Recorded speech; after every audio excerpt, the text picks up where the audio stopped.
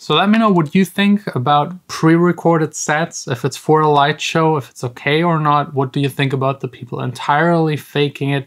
Should they be banned from festival and clubs? My secrets, I lock up and keep them. My secrets, too dangerous to give away. Hey guys, welcome to the studio. Welcome to another vlog episode. Today I actually wanted to do another DJ tutorial. We already covered the basics, mixing, selecting songs, mixing them together, using effects, how to transition, on all this kind of stuff. If you're interested in that, I will link one of these videos up there and some in the description. But today I actually want to address something a lot of people have been talking about already for quite some time. It's something I always get asked when it comes to DJing, and that is actually prepared sets and DJs faking it on stage, not actually mixing, just hitting play and pretending to do something. This entire discussion is new because when I started DJing, it was all about the vinyl, like 15 years ago. There was no way to fake it. You just had two record players, a mixer, and no other source to actually play music. So you had to know how to mix, and back then mixing was of course a lot harder. Like with the vinyl, if the needle just jumps one groove, that's it. It screws up your beat matching, and the beat matching doesn't stay locked together in sync forever. You had to readjust the vinyl and everything. So it was a lot harder. So back in the days, you either had skills or you just didn't get booked as a DJ. And then everything transformed. Like the music industry took a dip due to illegal downloads, MP3s.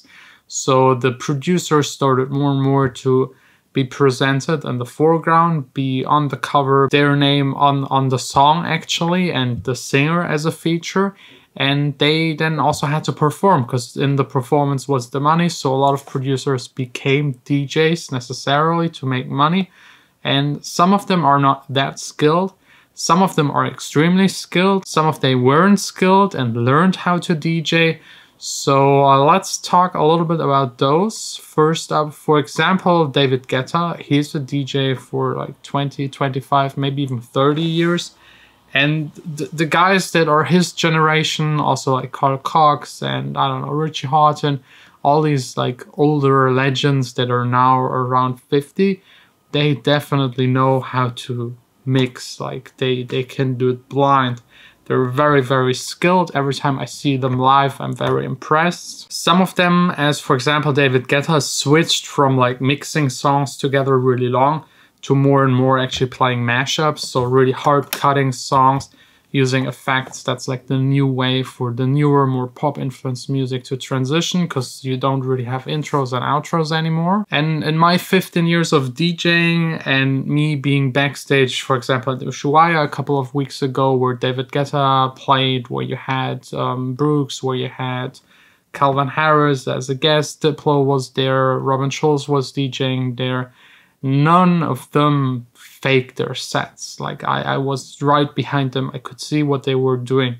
Like all of them actually really DJ. I know sometimes they have to, and some of them also admit it, if they have to make sure that the music is synced 100% to the light show and there are fireworks going on, they have to re-record their sets. So it can happen that at Tomorrowland, like the last DJ that usually plays and closes the festival with all of the fireworks, that part is actually pre-done. And here's the big question: is it okay to fake it a little to have the better show for the people in the audience? I think actually yes, because most of them won't really care if the DJ performs it live or doesn't perform it live. And live actually always isn't really live, because they're not playing anything, they're just beat matching and mixing, which is definitely a huge difference still to a band performing live. So I personally don't mind if they do it, if it's for the show, because at the end, the people in the crowd, they want to be entertained. And if that is what entertains them, if that's the culture, Tomorrowland, Peruka, all of these huge festivals with a lot of show around it, then yes, that's the only way to achieve it at the moment. By the way, what I think is really interesting and promising are the approaches by Deadmau5 with his cube. There are a lot of other artists doing same stuff. and also Eric Prydz with the Holosphere that was just recently launched. They actually perform their music at least partially live, and also have the possibility to control with whatever they push and hit also the light, so that it's synced or at least transmit signals to the people in the background, making sure all of these animations work. So the animation reacts to the music that's being played. That's definitely the future, but this still has to be pre-planned. Like the songs that are played that night by Deadmau5 or Eric Prydz, they are like, they trained it. The playlists will be always the same. They never change anything spontaneously.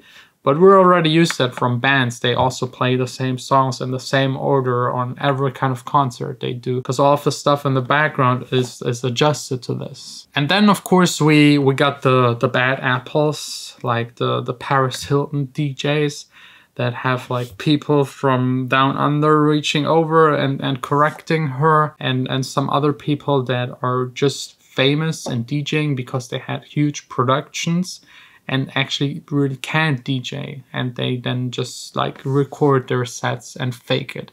I've never seen something like that in person.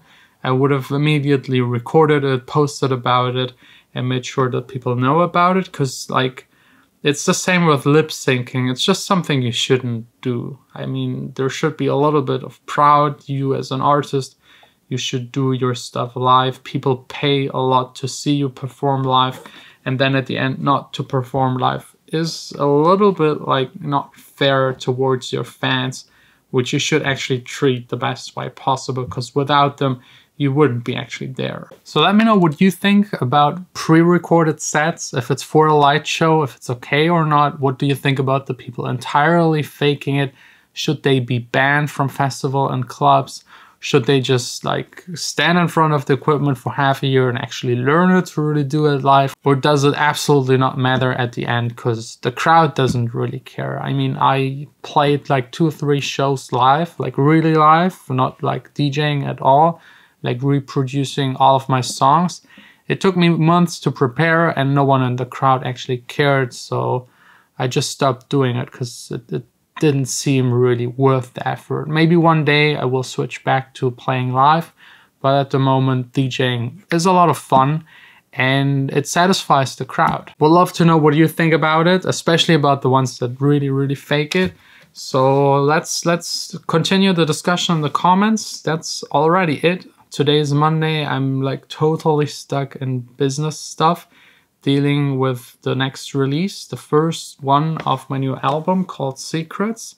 So if you're interested to listen to that song, I will play it right now at the very end of this video. Thanks a lot. Sign out.